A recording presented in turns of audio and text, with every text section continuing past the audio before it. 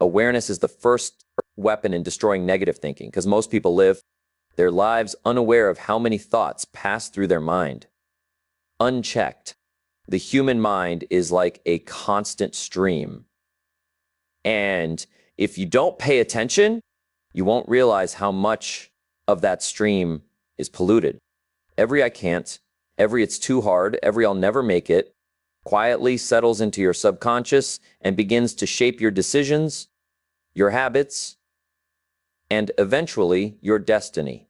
The danger lies not in the occasional negative thought, but in the repeated ones you don't even notice. If you allow them to linger, they become beliefs, and beliefs govern your life. That is why the first step is not action, not motivation, not even strategy. It is awareness. Awareness is like turning the lights on in a dark room. You don't create anything new. You simply reveal what was already there. Once the lights are on, you see the clutter, the dust, the misplaced furniture.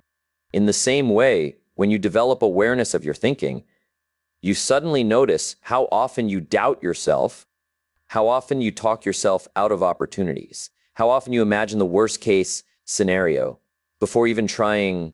And once you see it, you can no longer deny it. That's the power of awareness. It confronts you with the truth. Most people spend their lives blaming circumstances, blaming their upbringing, blaming the economy, never realizing the biggest enemy sits quietly in their own mind. You cannot conquer an enemy you won't acknowledge. That's why awareness is not just important. It's essential. Imagine a gardener who never looks closely at his garden. He wonders why nothing grows, yet the soil is full of weeds, choking the life out of every plant. Without awareness, you are that gardener, but the moment you start paying attention, you begin to see which weeds need to be pulled. One of the best ways to build awareness is to observe your language. What do you say about yourself when you fail? What do you say about your future when things get tough? Do you immediately think, "This always happens to me"? Or "I'll never figure this out"? Your words reveal the state of your mind. Listen closely, and you'll start catching the patterns. Another way is to notice how you feel in certain situations. Negative thoughts often show up as emotions first. If you feel sudden anxiety, hesitation, or defeat before even taking a step, trace that emotion back to the thought that triggered it. Awareness also comes through reflection. At the end of the day, sit quietly and review your thoughts. Ask yourself, what was I telling myself today? Did I encourage myself or discourage myself? Did I imagine possibilities? Or did I imagine disasters? The answers will shock you at first because you'll realize how much negativity has slipped in unnoticed. But that shock is a gift. You cannot change what you do not see. The more you practice awareness, the quicker you'll catch negative thinking. At first, it might take hours or days before you notice. But with practice, you'll catch it in the very moment it enters your mind. And that moment is the beginning of transformation. Because once you catch a thought, you can challenge it, replace it, and redirect it towards something better. Challenge every doubt, because if you don't, it will quietly grow roots in your mind, and soon it will seem like truth. Negative thoughts are sneaky. They often arrive disguised as reason, as logic, as caution. The thought doesn't shout, it whispers. It says, "Be careful, you might fail." It says, "This probably won't work for someone like you." It says, "You don't have enough talent, you don't have enough money, you don't have enough time." If you never stop to question it, that whisper becomes the narrative of your life. That is why challenging every doubt is one of the most important skills you can develop if you want to destroy negative thinking. A doubt is only powerful when it's believed without evidence. If you hold it up to the light, if you test it, most of the time you'll find it has no foundation. Ask yourself, is this absolutely true? Or is it simply my fear trying to protect me from effort and discomfort? For example, if your mind tells you you've failed before, you'll fail again, you must challenge it by saying, yes, I failed before, but does that guarantee I'll fail again? Or could it be that I learned something from that failure which makes me more prepared this time? That simple act of questioning shifts the power away from the doubt and back into your hands. You challenge doubts by examining the evidence. If your mind says, I'm not good enough, compare that thought with the facts. What have you already achieved? What obstacles have you already overcome? How many skills have you developed that you once didn't know? Negative thinking is selective. It only looks at your weaknesses, never your strengths. By challenging it, you bring the full picture into view. You remind yourself that although you may not be perfect, you are capable of growth, and growth destroys the lie that you're stuck where you are. Another way to challenge doubt is through action. Many times, doubt vanishes the moment you begin. You may think you can't speak in public, but when you stand up and say your first sentence, you realize the world doesn't collapse.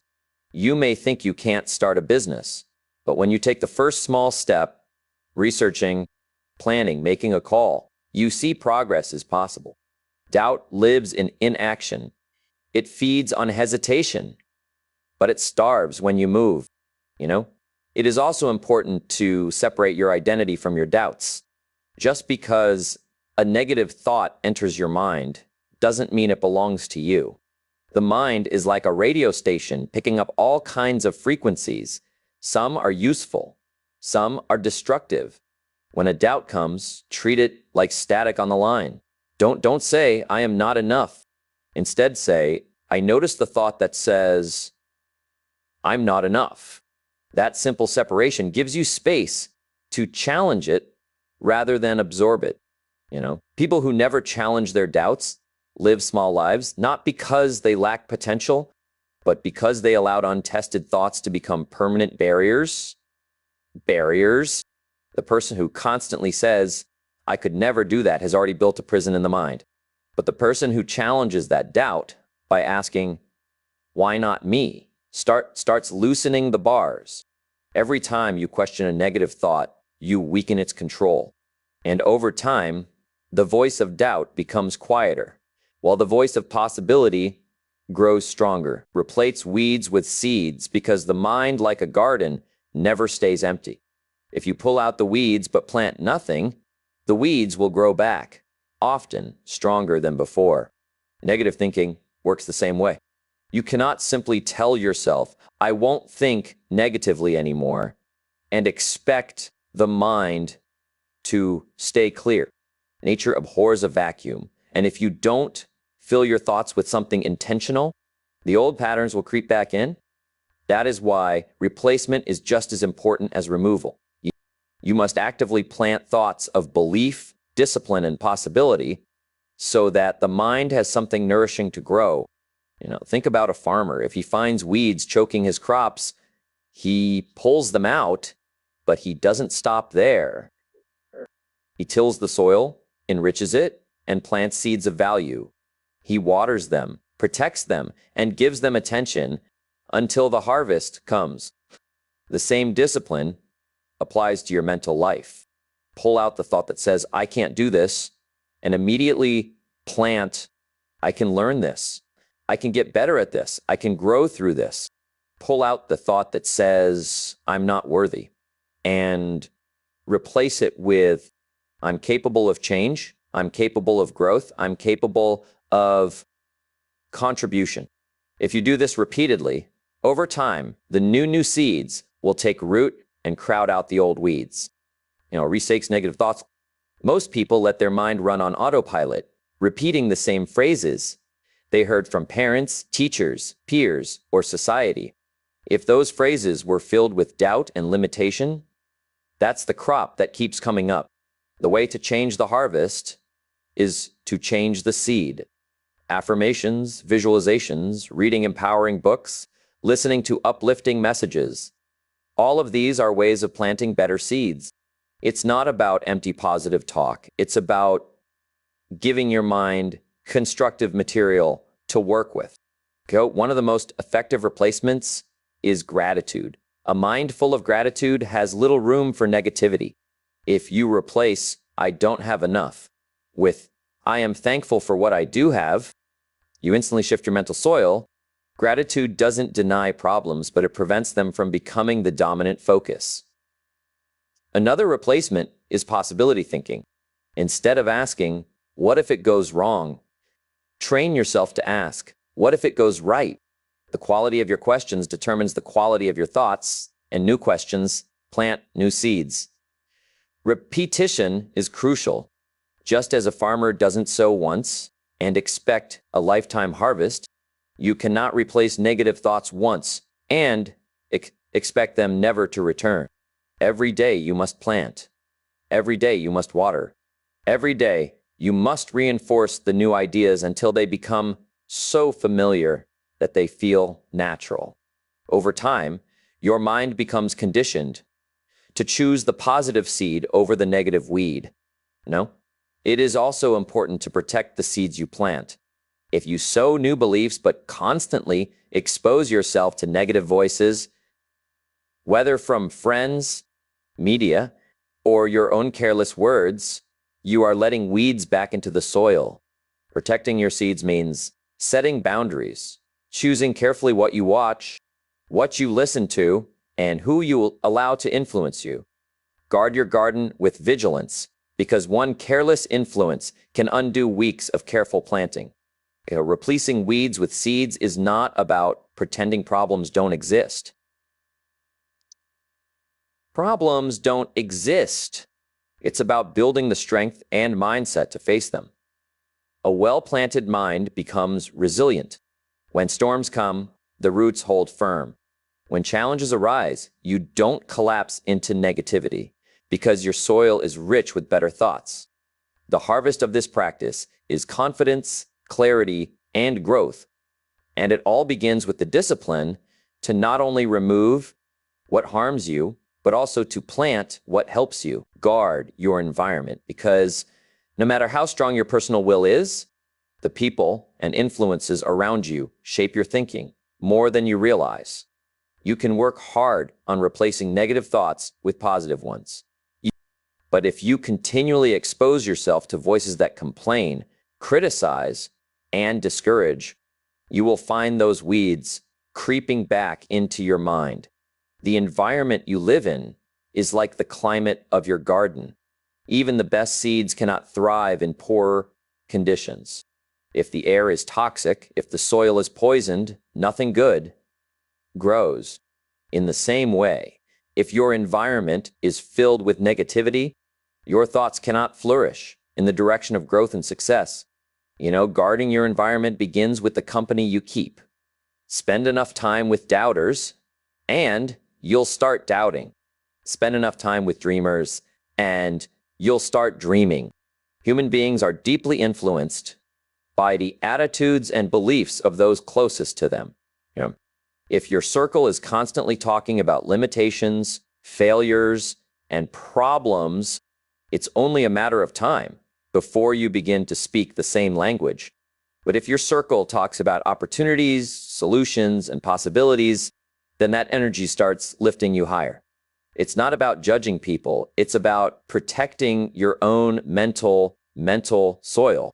You can care for people without letting their negativity take root in your own life. Guarding your environment also means paying attention to what you consume. The books you read, the shows you watch, the music you listen to, the voices you follow online. All of these are seeds being planted in your mind. If you fill your day with gossip, anger, and complaint, don't be surprised when your mind becomes a reflection of that input. But if you fill your day with wisdom, learning, and encouragement, then your mind will naturally lean in that direction. Be deliberate about your input. Every choice matters because each piece of content is a seed, and seeds grow, whether you want them to or not. It also means creating physical spaces that support positive thinking. A cluttered environment often creates a cluttered mind. A chaotic space can feed a chaotic inner life. Taking time to organize, to create order, to surround yourself with things that inspire you. These are small but powerful ways of shaping your environment. Even your workspace, your home, or the small corner where you reflect can become a sanctuary for better thinking. If you design it intentionally, another aspect of guarding your environment is setting boundaries. Some conversations are not worth having, some arguments are not worth entering. Some relationships drain so much energy that they prevent you from pursuing your highest potential. Guarding your environment is not about isolation, it's about discernment. You must decide what you will allow and what you will reject, because everything that enters your mind has the potential to either build you or break you. Guarding your environment requires courage because often it means making uncomfortable choices. It may mean spending less time with certain people. It may mean turning off the television or stepping away from social media. It may mean seeking new friends, new mentors, and new influences that reflect the person you want to become, not the person you are trying to leave behind. Growth often requires separation from what no longer serves you. And protecting your environment is one of the clearest ways to make that separation. When you guard your environment, you give your mind a fighting chance. You reduce the noise of negativity so that the seeds of belief, discipline, and gratitude you've planted have room to grow. You surround yourself with voices that remind you of your strength instead of your weakness. You create conditions where the best version of yourself can flourish, because you've chosen to live in a climate where positivity, growth, and discipline can thrive. Feed your mind daily, because the mind is always hungry. And if you don't give it the right food, it will feed on whatever it finds lying around. Just like the body becomes weak when starved of proper nutrition, the mind becomes weak when starved of positive, constructive, disciplined input. Every day, your thoughts are shaped by what you hear, what you read, and what you allow yourself to dwell on. If you only consume negativity, gossip, and fear, then your mind will reflect those things. But if you deliberately feed it with wisdom, encouragement, and knowledge, it becomes stronger, clearer, and more resilient. The quality of your life depends largely on the quality of what you consistently feed your mind. Think of your mind as a library that is constantly being filled. Every book you place on the shelves, every recording you store, every conversation you replay. It all becomes part of your reference system. When a challenge comes, your mind searches the library for answers. If the shelves are filled with doubt and excuses, that is what you will find. But if the shelves are filled with lessons, strategies, and inspiration, you will find the strength to move forward. That is why you must be intentional about what you allow in, because once it enters, it doesn't leave easily. Feeding your mind daily means creating habits of learning, reading books that stretch your thinking, listening to voices that challenge your limits, studying ideas that expand your perspective. These are meals for the mind.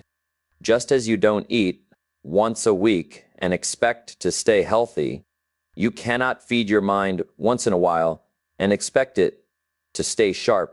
It has to be daily, consistent, and deliberate.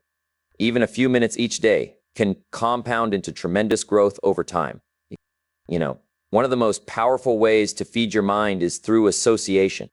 Being around people who are disciplined, motivated, and visionary automatically elevates your own thinking. Their words, their attitudes, and their habits become part of your mental diet. If you spend your time with people who are constantly striving, constantly improving, constantly pushing forward, you will naturally start to think at a higher level. But if you spend time with those who complain and quit, that mindset seeps into your own.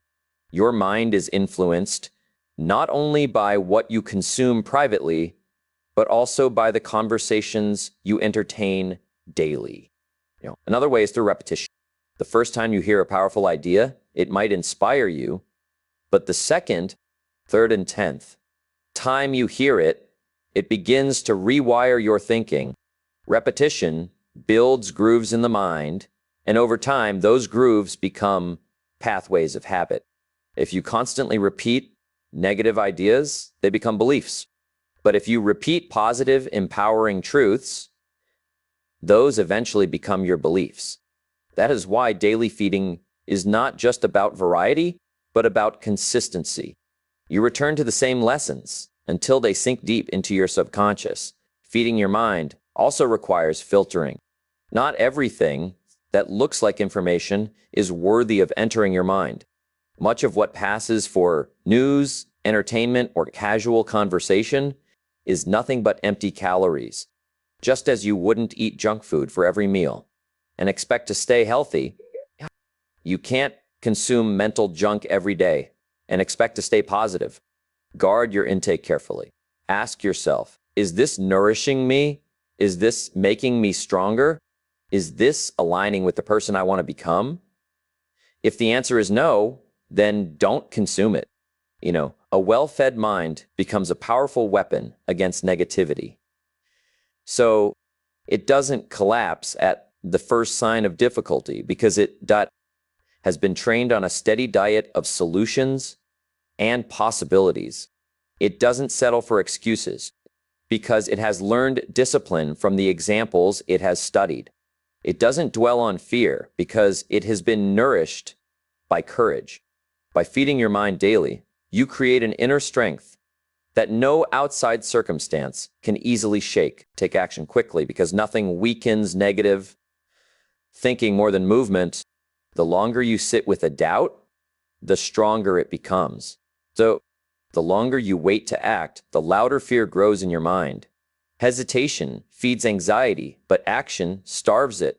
When you move, when you take the first step, even if it's small, you interrupt the cycle of overthinking. You stop giving negativity the time it needs to multiply. Many people lose opportunities not because they were incapable, but because they waited too long, let their doubts grow too large, and never got started.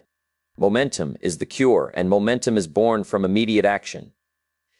The habit of acting quickly builds confidence.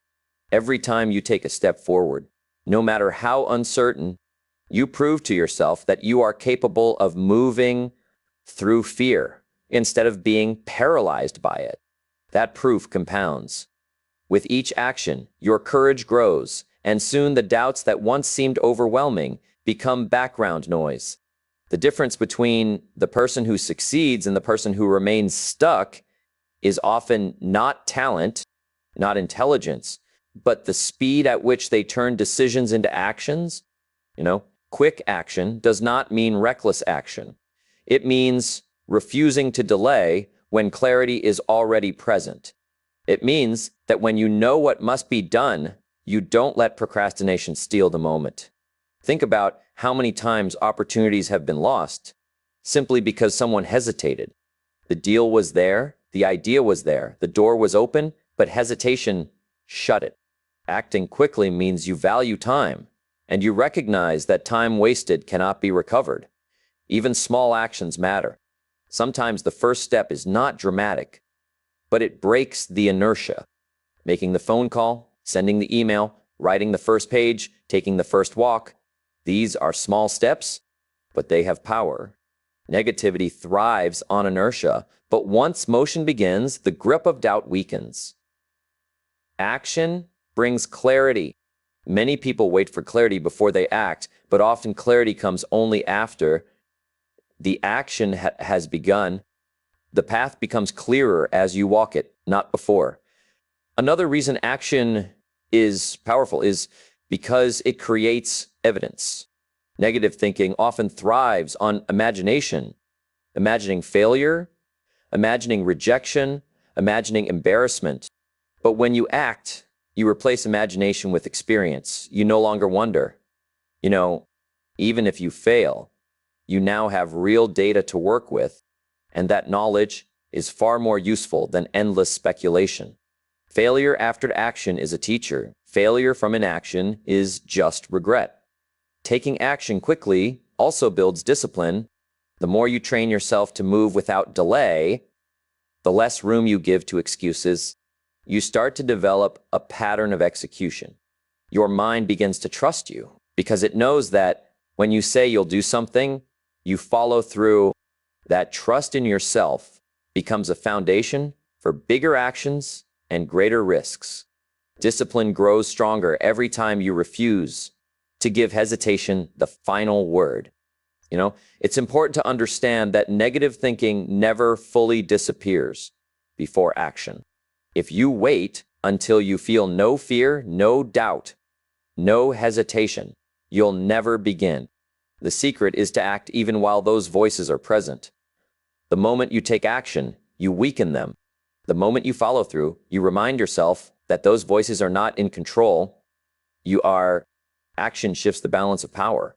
It turns theory into reality, potential into progress, and a possibility into results. Practice gratitude because nothing dismantles negative thinking faster than shifting your focus from what is missing to what is already present.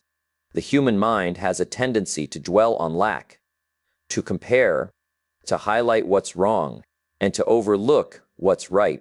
Left unchecked, this habit creates a constant sense of insufficiency, which feeds negativity. Gratitude interrupts that cycle. It trains the mind to look for value instead of absence, to appreciate progress instead of obsessing over shortcomings.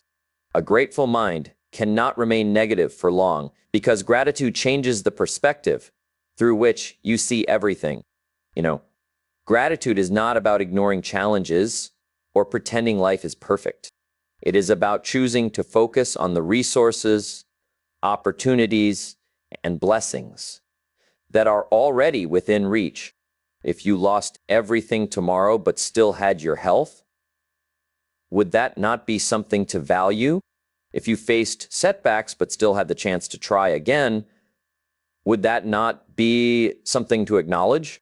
Gratitude reframes difficulties by reminding you that even in the middle of struggle, there are reasons to keep moving forward. Negative thinking thrives when you only count what's missing. Gratitude destroys it by reminding you of what's already there.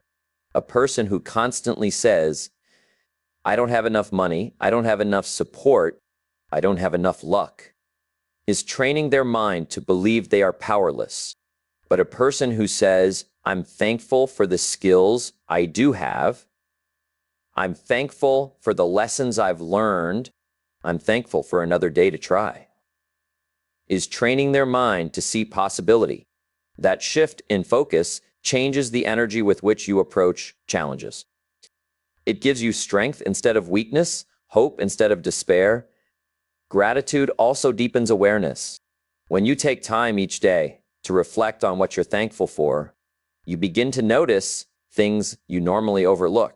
The smile of a child, the support of a friend, the chance to learn from a mistake, the food on your table. Suddenly, these small things become reminders that life is not as empty as negativity would have you believe. Awareness of blessings builds resilience because you realize that even when some things are missing, you are never without something valuable. The practice of gratitude is most powerful when it is consistent, writing down 3 things each morning, reflecting on what went well. At the end of the day, or simply pausing in the middle of stress to say, I am thankful for this moment, creates a habit that reconditions the mind. Just like exercise strengthens the body through repetition, gratitude strengthens the mind through daily practice. Over time, your default thought process changes. Instead of rushing to what is wrong, your mind begins to automatically scan for what is right. Gratitude also impacts the way you interact with others. When you are thankful, you treat people differently. Instead of criticizing constantly, you acknowledge their efforts. Instead of taking relationships for granted, you recognize their value. Negativity pushes people away, but gratitude draws people in because everyone wants to be appreciated. The more you practice gratitude outwardly, the stronger your connections become, and those connections, in turn, reinforce positivity in your own life. It's important to understand that gratitude is not reserved for extraordinary moments. It's not just for when something amazing happens. It is for the everyday, the ordinary, the simple things that add up to a meaningful life. Waiting for big achievements before practicing gratitude keeps you stuck in dissatisfaction.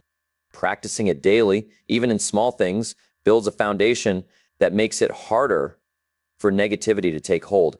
Gratitude trains the mind to see that there is always something to value, always something to acknowledge, always something to keep your spirit strong. Be patient with the process, because changing the patterns of your thinking is not something that happens overnight.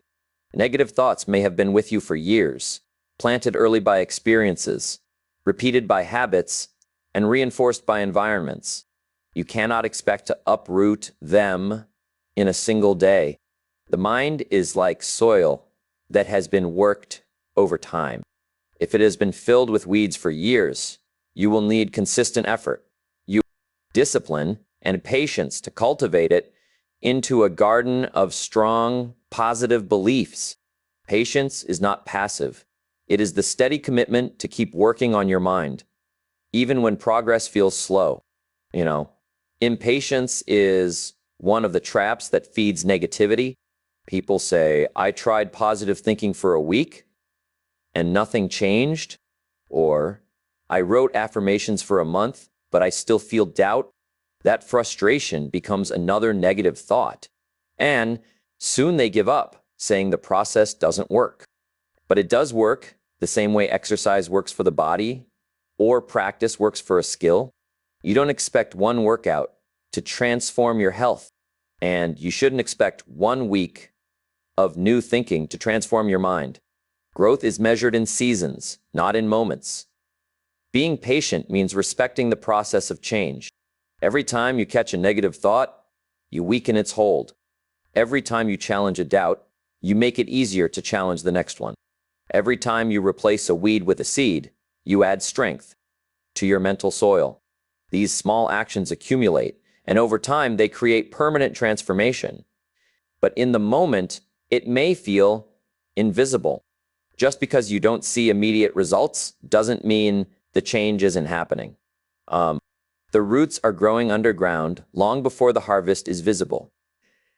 Patience also means giving yourself grace. You will make mistakes. You will fall back into old patterns. There will be days when negativity seems to win. The key is not to see those days as failure, but as part of the process. If you give up every time you stumble, you will never build the consistency needed for lasting change. But if you see setbacks as opportunities to practice patience, they become part of your strength. Each recovery from a stumble builds resilience, and resilience is what eventually makes negativity lose its power. Another aspect of patience is trusting the compounding effect of daily habits. Reading 1 page of a good book doesn't seem like much. Writing 1 line in a gratitude journal doesn't feel life-changing. Taking 1 small action may not look significant. But when you stack those small habits day after day, month after month, they create a momentum that is unstoppable. Impatience looks for dramatic change instantly, but patience recognizes that lasting change is built slowly, steadily, consistently. Patience also requires perspective. If you've spent years letting negativity run your mind, even slow progress is a victory. If you once believed you could do nothing, and now you believe you can at least try, that is progress. If you once complained about everything, and now you find yourself grateful for something, that is progress. The danger of impatience is that it blinds you to the progress you are actually making. By practicing patience, you train yourself to recognize growth, however small, and to keep going until it multiplies. Ultimately, patience is a form of strength. It keeps you steady when results take time. It keeps you moving when change feels invisible. It prevents you from giving negativity the final word. Just because transformation doesn't arrive on your preferred timeline, patience gives you the endurance to stay the course, to keep practicing awareness, to keep challenging doubts, to keep planting better seeds, to keep guarding your environment, to keep feeding your mind, to keep acting, to keep being grateful until eventually the harvest of new thinking becomes undeniable. You know, the battle with negative thinking is the battle for your future. If you let it live unchecked, it will steal your confidence, your opportunities, and your destiny. But if you confront it, if you challenge it, if you replace it, and if you discipline yourself to build new patterns of thought, you can rise above it. Awareness gives you the power to see the enemy. Challenging doubts breaks their authority. Planting better seeds fills your mind with possibility. Guarding your environment protects the soil. Feeding your mind daily strengthens your spirit. Taking action quickly creates momentum. Practicing gratitude shifts your focus, and patience keeps you steady on the journey. Piece by piece, day by day, choice by choice, you destroy the chains of negativity and build the foundation of a stronger, clear, more resilient mind. And once your thinking changes, your life changes, because the quality of your thoughts will always determine the quality of your future.